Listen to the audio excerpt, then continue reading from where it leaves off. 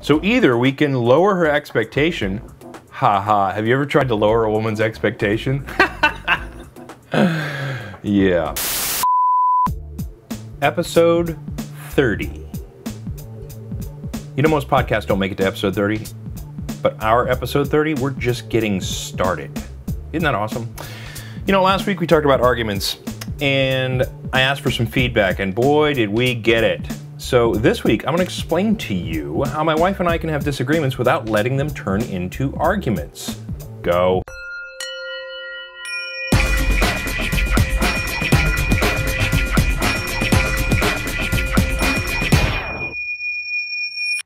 Welcome to the I Am Podcast, where we answer all the questions about spirituality and inner peace that you ever wanted to ask, and where we learn the secrets of humanity and divinity through a better understanding of both. I am Sean Webb.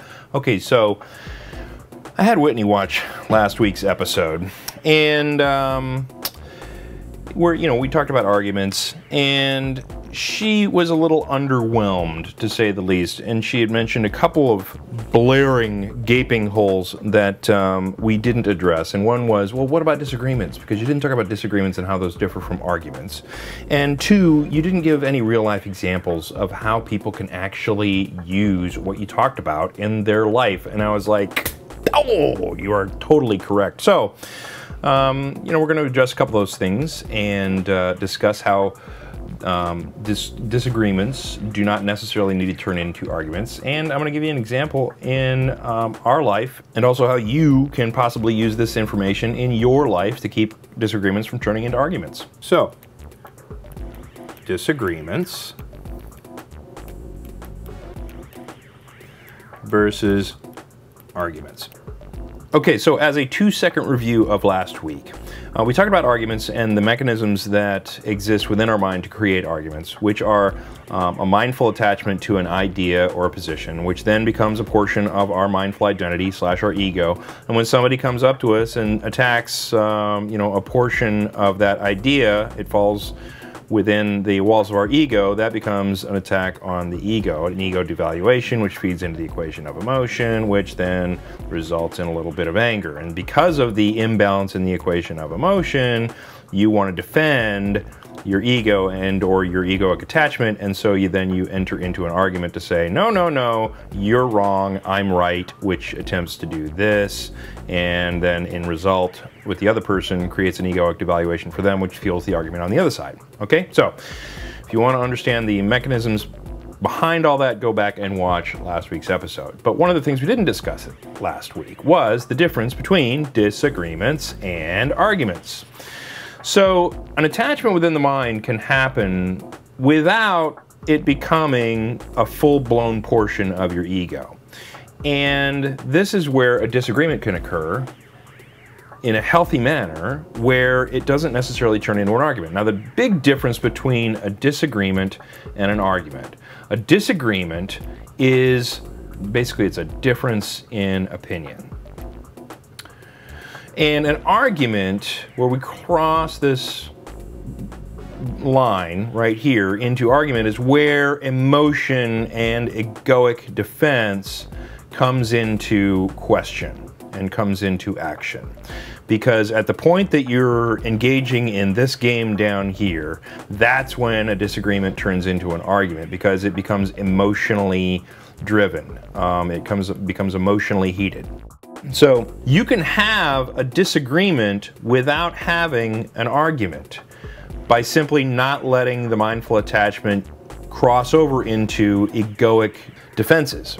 To give you an example, my wife occasionally has need for me to do my chores in a more timely fashion than I do them. So what happens typically is she'll get a little upset, and now what she'll typically say, I'm feeling a little bit of stress because, you've been focusing on work a little bit and you haven't completed the chores around the house in as timely a fashion as I would prefer them to be done. Now, this is very skillful of my wife to be able to pick this selection of words, because in a lot of households across the United States, that conversation could start very differently. For instance, a wife could go up to a husband and start the conversation, why can't you do your chores in a more timely fashion? So what does that launch right into? Immediately, that launches into an attack on the ego. Why can't you be more than what you're being right now? And, an additional approach that I've heard in married households, why are you so lazy? Or why are you so forgetful? And what is that? What is that approach? That is an attack on the ego, which launches right into an egoic devaluation, which launches right into the equation of emotion, which then causes anger and a defensive stance. So, boom, immediately you have fuel for an argument depending on the selection of words that you've used to initiate the whole conversation. Why aren't you this, or why aren't you that, or why can't you do this, or why can't you do that, is an attack on the person's valuation. And so, we need to stay away from that kind of stuff when we're talking about having disagreements. And so, okay, so now how do I respond to this situation, right? Because I've got a choice on how to respond as well. So either we can lower her expectation. Have you ever tried to lower a woman's expectation? Yeah. Or I can adjust my reality as perceived that I'm presenting to her. I can change the amount of things that I'm doing around the house or get them done in a more timely fashion to where, her expectations are being met. But in the meantime, while we have this disagreement, it is not a disagreement that grows into an argument, because we haven't taken any position that the ego is being valued or devalued in this situation on either side of the fence. When she comes to me and says, this stuff isn't getting done, I know right away that it's an imbalance in the equation of emotion on her side of the fence, and if she were to release that expectation or preference, that would be relieved. But the reality is that we're all human, and we all have attachments, and some of them slip into our egoic understanding, and so then they get fed into the equation of emotion. But in the meantime, I'm not taking it as an ego devaluation to say, I'm not getting things done. I'm simply jumping right up here to say it is as it is. I'm not taking it as a judgment on myself. I'm not taking it as a valuation or devaluation. I'm not taking her bringing it up as an attack on me. I'm simply stating, okay, my wife is not pleased at the current moment regarding this situation. Love my wife, want to keep her happy, and so I'm going to change what I'm doing to address the situation. So there's no ego mess that occurs at that point. There's no egoic devaluation that I'm having to deal with. There's no emotional reaction to the situation. And so I can simply take the action necessary to alleviate the situation.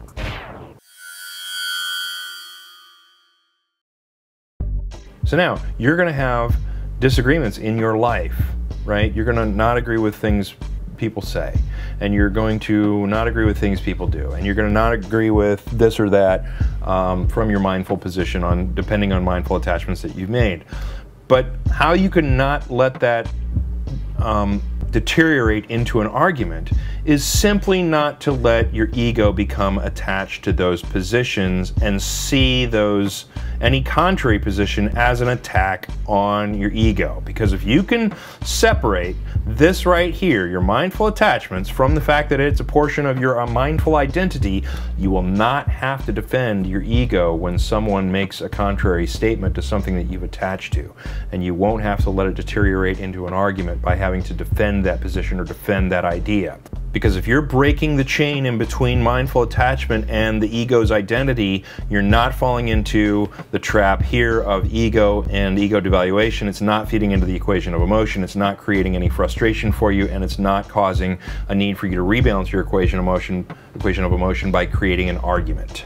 Now, the trick of not causing an argumentative response in other people is to, during a point of disagreement, knowing how that process works in the other person, you need to stop and think and choose your words carefully on how to present your disagreement to the other side or the other party or whoever you're talking to. You don't want to choose words that could be construed as an egoic devaluation or an attack on another person's position that they've connected to their ego. And so really a lot of this comes back to compassion again, because if you're dealing with somebody who's caught up in this whole process right here, this whole mindful attachments that feeds into the ego and causes pain and suffering, you know, you need to be very compassionate to that situation within them, and you need to understand how that's working within them, and you need to try to work with them to the point that, you know, you're not causing any more strife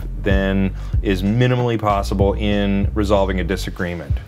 Because if you come at a situation, at a disagreement situation, with the approach of compassion, you'll find that your disagreements not only don't turn into arguments, but that they get resolved a lot more quickly. Because when you offer up that energy of compassion, that is reciprocated in the person that you're talking to.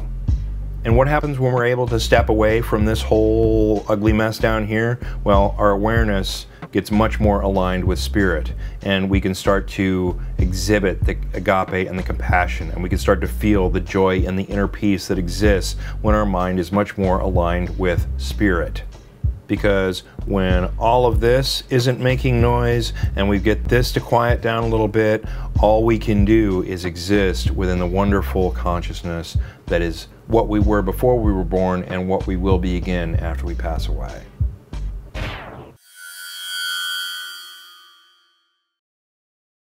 So I want to take a second and be mindful and move our minds into a state of relaxation, and one where we are more in tune with our spirit and less inclined to create argumentative energy. So take a deep breath. You can close your eyes and release the tension in your body when you exhale. And now I want you to think back to the last argument that you had, the last disagreement you had. Take another deep breath. And release that emotional stress, that emotional energy, and the rest of the tension in your body as you exhale.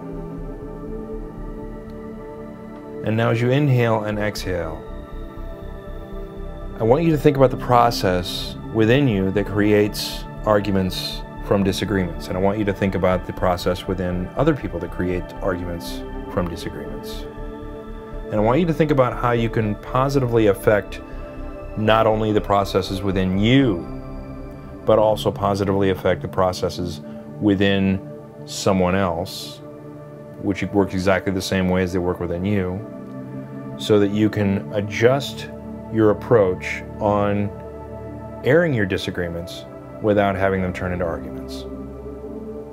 Because if you can master that, you're going to reduce the amount of stress that you have in your life by leaps and bounds, exponentially. It's going to be amazing. And you'll find that your relationships grow stronger and that people become less defensive when they're dealing with you, because they understand that you're working towards a positive resolution to any disagreements that you may have without turning them into arguments. So I hope this fills the holes in our last episode. Thanks to my wife for pointing them out, and thanks to you for sending the emails in for you to point out what we missed as well. And keep sending those in, because I'm very interested in what you guys want to see and what you guys want to hear. And I did get the message that we are going to use a lot more life situation examples to say how to live better, how to live more spiritual in regular life circumstances, and how to clear the mind into a space that is more aligned with spirit in our daily interactions. Have a great week. Know that I love you. Peace.